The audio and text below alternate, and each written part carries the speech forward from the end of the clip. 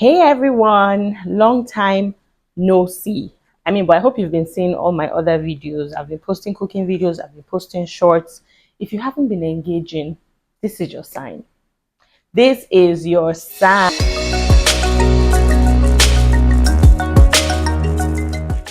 Okay, so you're welcome back to my channel. If you're new here, please hit that subscribe button. Do it now. Have you done that? Okay.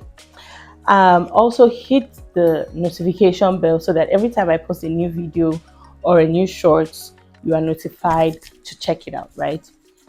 So if you don't know who I am, my name is Lola Adekola. I'm a food and lifestyle, I should say, but specifically towards mommy, motherhood, pregnancy, childbirth, and things like that. That's the part of lifestyle that I'm more so focused on. If this is your first time seeing my face or clicking on my video, thank you so much. Again, please subscribe and definitely check out my past videos. I was just going through my channel, the videos of my channel over the weekend, and I was like, I've posted a lot of gems, like valuable content for new moms. The quality may not have been the best. I may not have been this articulate because, I was definitely just starting out in motherhood then and things like that. But a lot of valuable content has been posted before, so you can check that out. Also, I post a lot of food videos because these are just things that I enjoy doing and I like to share. So I love to cook, I like to try out new recipes.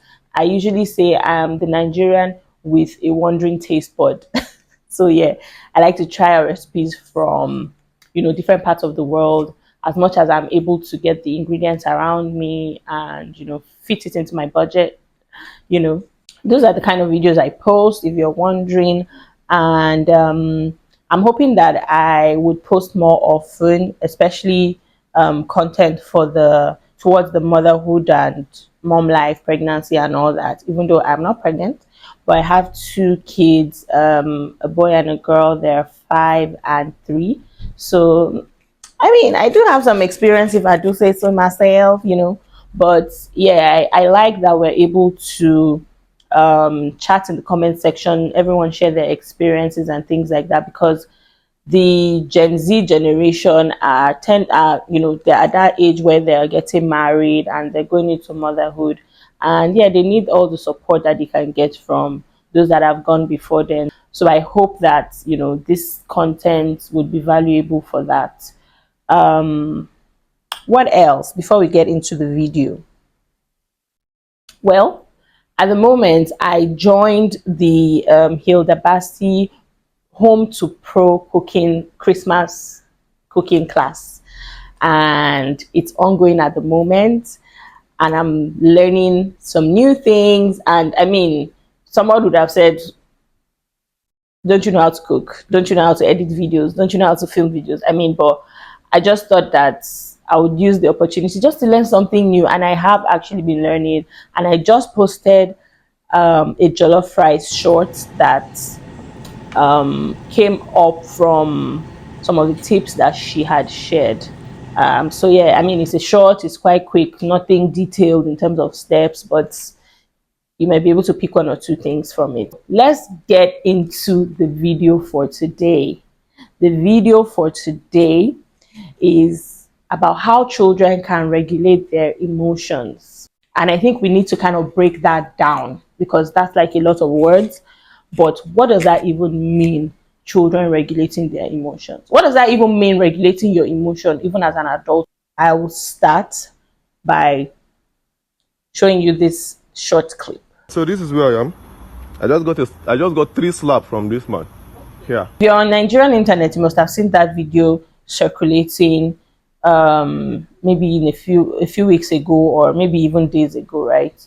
And in that video, someone who was offering a service, like an Uber driver person, was being insulted, mistreated and things like that by someone who thinks he is he has more power, influence, or deserves a certain type of respect or certain respect from this guy and whatnot. But my point or intention of showing that video is not even to break down the video at all, but it's just it's relevant to what we're talking about in terms of regulating our emotions. Even as adults, sometimes our emotions can get the best of us, like anger, frustration. It can get the best of us and can make us act in ways that we probably did not plan to act. And so when we talk about regulating our emotions, is having the presence of mind, being self-aware enough to be able to analyze a situation in the splitters of seconds, analyze a situation, analyze your environment, and decide there and then, am I going to do this or not? Am I going to flare up or not? Am I going to, be so angry to react in a certain way or not? So it's basically just being able to sort of control yourself, right? But today you're speaking about it more towards children. Sometimes we see children who throw like terrible tantrums. We see children who the littlest thing they're upset and they're on the floor and doing the most and things like that. And you would see that from very young children to even adolescents sometimes. And we definitely do not want that. When children are growing, I always say that children are born with only a few skills and everything else is learned. So the first thing is that you, as a caregiver, as a parent, as an adult, you have to also practice being able to manage your emotions or regulate your emotions, because children learn a lot from what they see. The things that are happening around them, they are just like sponges soaking up everything. So that's the first part. If we even look at like the Nigerian situation, typical of that video, it's a very, very common behavior amongst a lot of Nigerians. They want to show you, do you know who I am? I can make you disappear. I mean, like that guy said, I can make you disappear. I can do this and I can do that. And it's just this thing of demanding respect.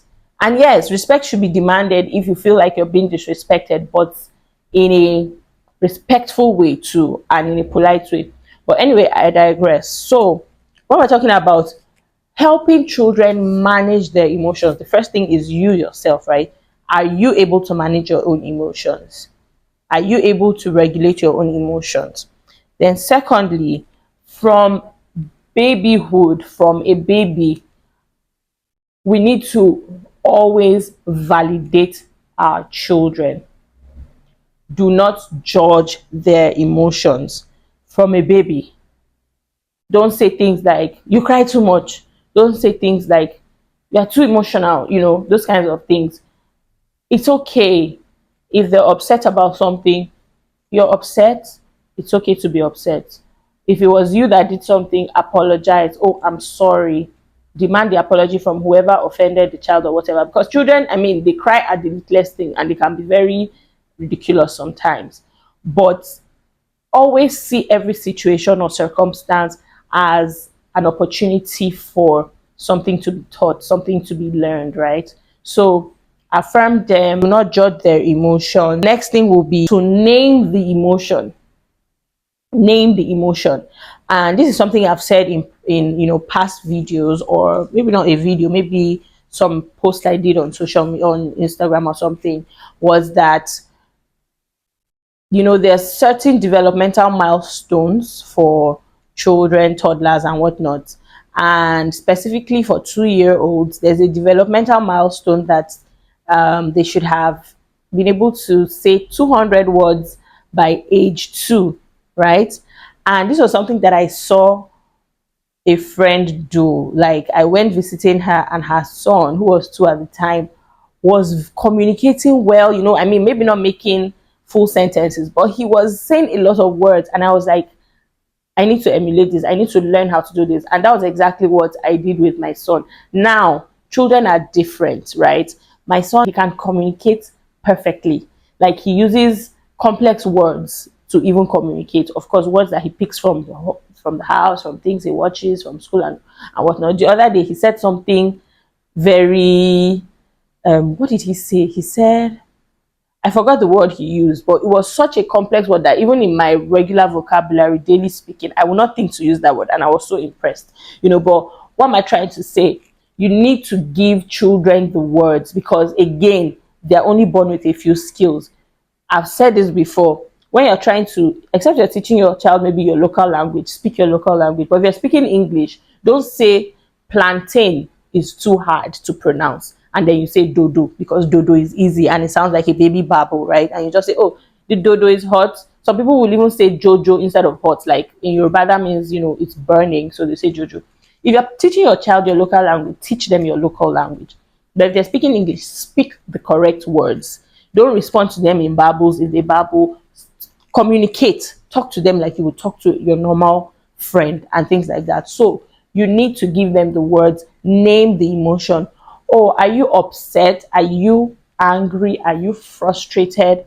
Are you sad? Are you happy? Are you excited?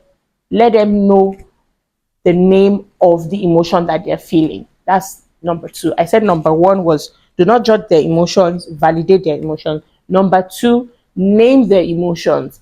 And before you can name their emotions, you have to have been, communicating with them, speaking to them. And I'm saying this from babyhood, right?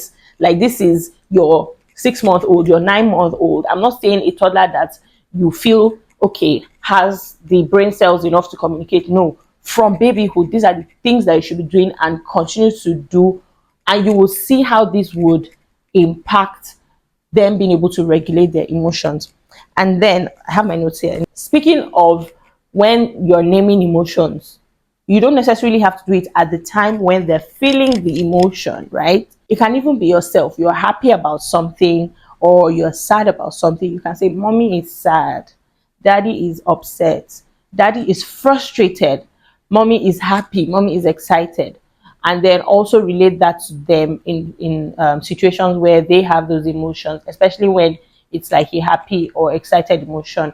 And of course, when they're angry or frustrated as well, so that children need to be able to communicate their needs, right? Because nobody is a mind reader. I mean, of course, from their cues, you can tell when some things are issues, but you want them to be able to say, I am hungry, I am tired, I am frustrated, things like that. So that's the benefit of that. Number three is to give them a calming down routine. This is also very, very, very important. If you have been able to name an emotion and identify it, an emotion of frustration, for example, or anger, you can tell the child, whenever you feel this way, whenever you're angry, whenever you're frustrated, take 3 deep breaths. And then they do that, and you do it with them.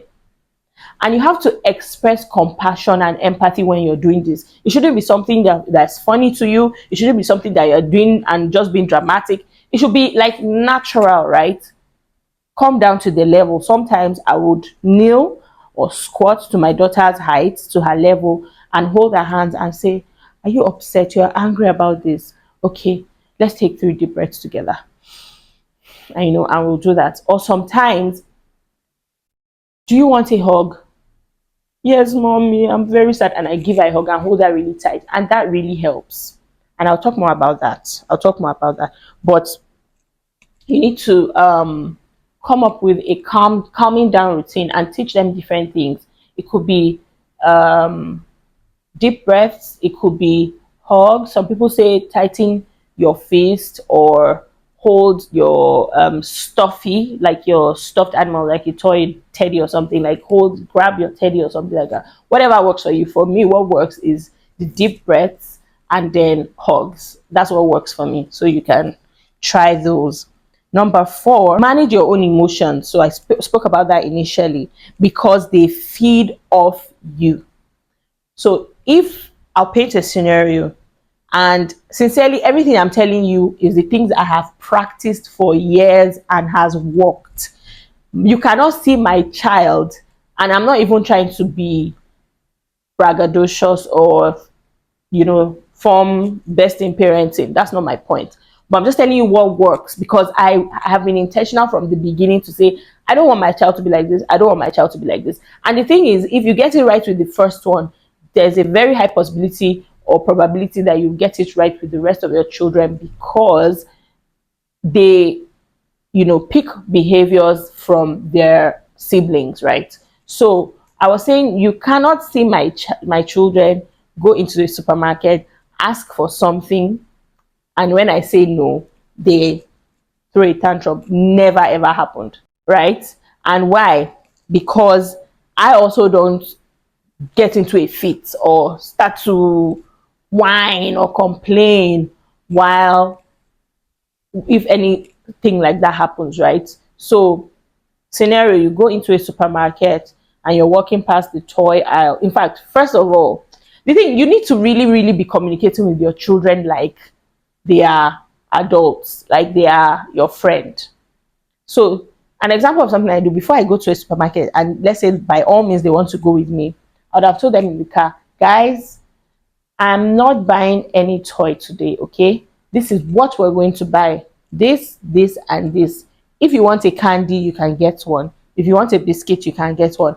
Or, we're not buying any candy, we're not buying any biscuit. We just want to go and get dishwashing liquid or whatever you need to get. Set that expectation straight. And then when you get there, they will still try you, because they always test you. You're walking past and they're like, Mommy, I want that. Mommy, can I have this? I'll tell them, we already talked about it. We need to focus and came and do what we came here for and leave, right? Let's say you haven't been able to train your child to that level, and they get into the supermarket and they actually throw a tantrum. They're screaming, crying, rolling on the floor. That's not the time for you to start to yell, stop that, I've told you to stop doing this. No, you need to be calm yourself.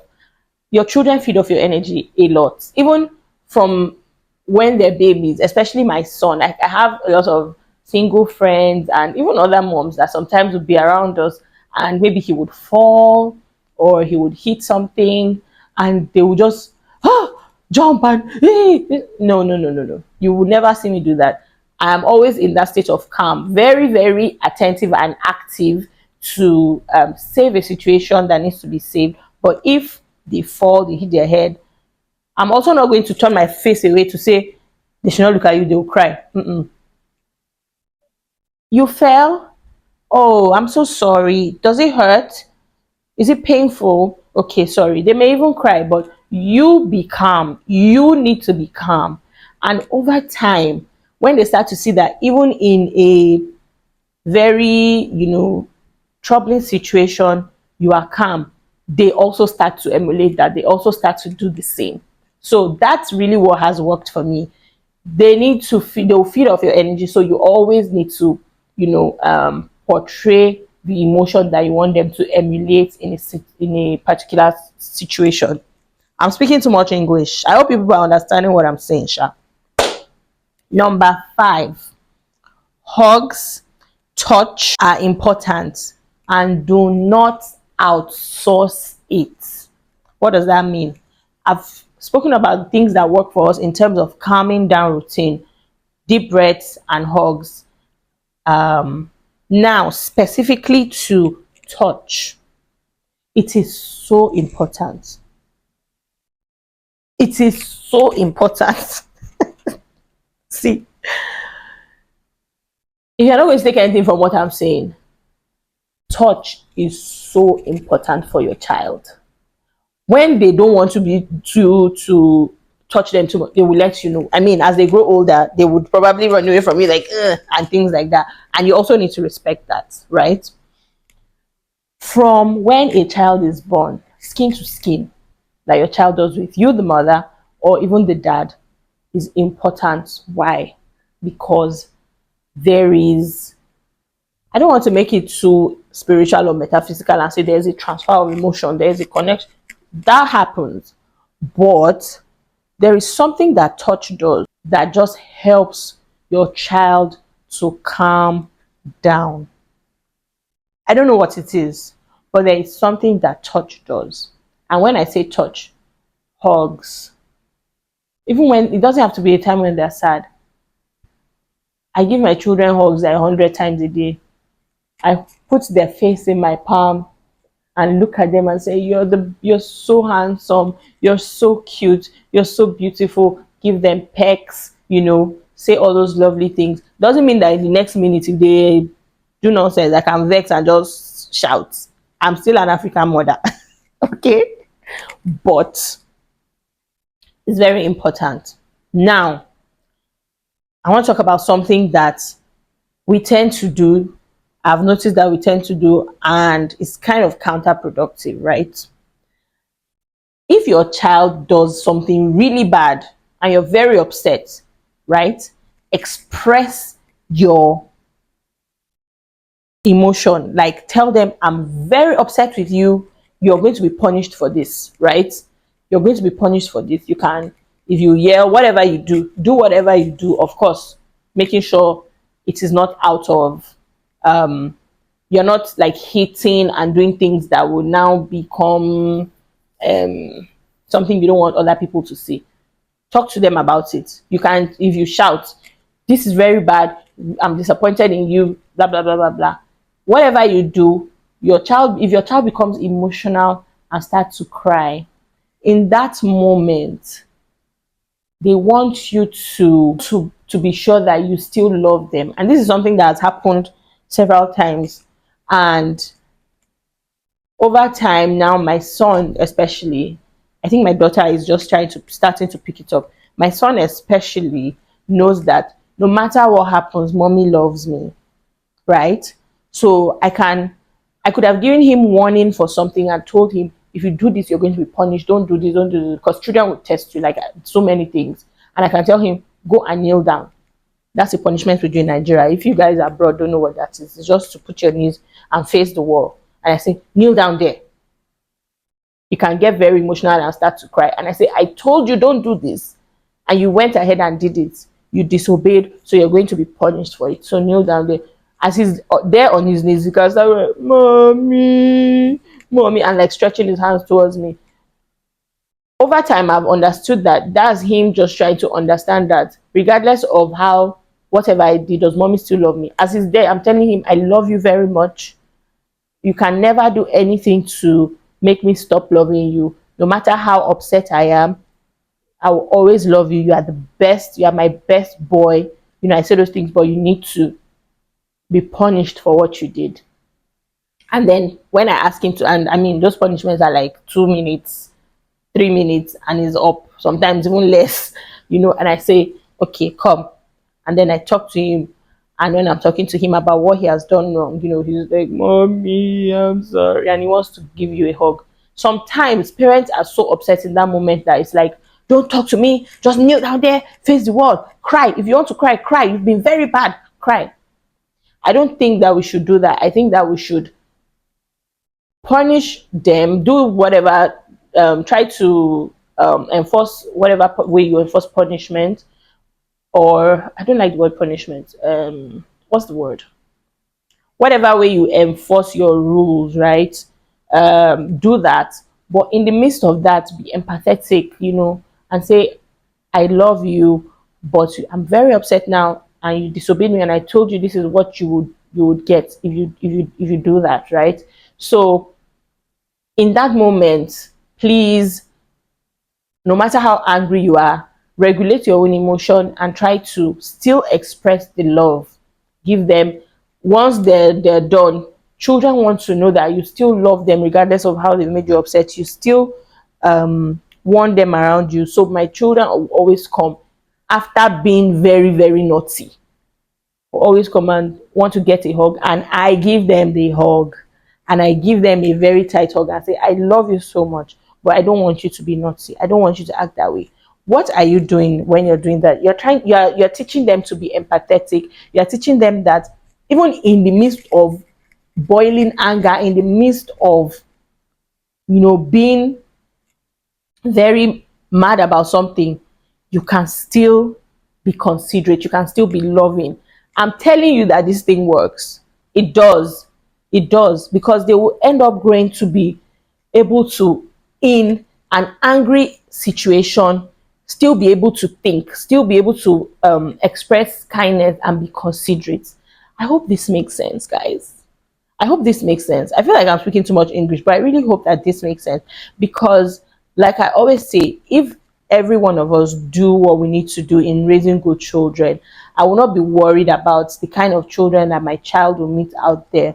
I would know that, oh yeah, children in this generation, they are aware, they're informed, they're not mean, they're considerate, and so my child is not going to meet a bully out there.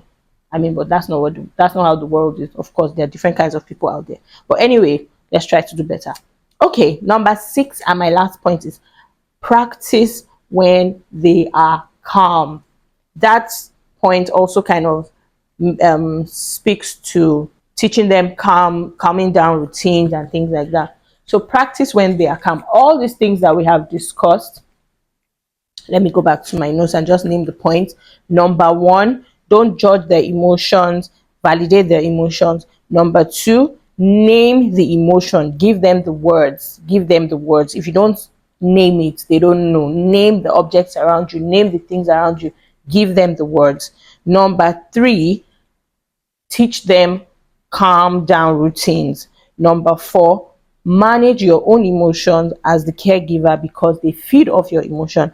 And number 5, touch, hugs, and things like that are very important in how they understand how to regulate their emotions. And something else that I mentioned, that but I didn't really talk too much, was do not outsource it. What I mean by that is, if you have a nanny, for example, my kids have a nanny, don't be too upset that they can't come close to you. It's like you are a burning fire, and then they go to the nanny to give the nanny a hug, or for the nanny to pet them. I mean, sometimes that could happen, but it should not be a regular occurrence. I mean, sometimes if mommy is upset with them, they may want to go to daddy, and daddy will give them a hug. That's fine, but eventually you need to also go and say, I love you. I don't want you to do this, and I told you, if you do this, this is the repercussion. But give them that hug and everything. So as much as possible, don't outsource it. They shouldn't be getting the comfort in that moment that it's between you and them from somebody else, as much as possible. And so number 6 is practice all this when they are calm as well. It should not only be in the heat of the moment, in the heat of a high emotion and anger or a frustration, that you're trying to teach them this. When they're calm, it should be something that you can talk about. It should be something that you can practice. Oh, do you get upset? Do you get frustrated? Do you get angry? Even sometimes when you're watching their shows with them, you can see things like that happen, and then you can make reference to it and say, oh, did you see how Peppa Pig was upset? Yeah, it's okay to be angry, but when you're angry, you also need to be patient. You also need to take deep breaths. You also need to come give your mommy a hug, whatever you need to say. But my point is, when the situation is calm, is when you should try to practice these things that have been said. My God, I have said a lot. Well, so that's what I have for this video. I hope that someone has learned something. Please put down in the comment section what you have learned. 1, 2, other ways that we can teach children to regulate their emotions, so that they grow up to become better adults that also regulate their own emotions, right? And teach their own children. And we just keep going in that circle of people that are able to manage their emotions better. And yeah, if you still haven't subscribed at this point, please click the subscribe button, like this video, because this is valuable information, and click the notification bell. Thank you all so much for joining me today, and I will see you next time. Bye.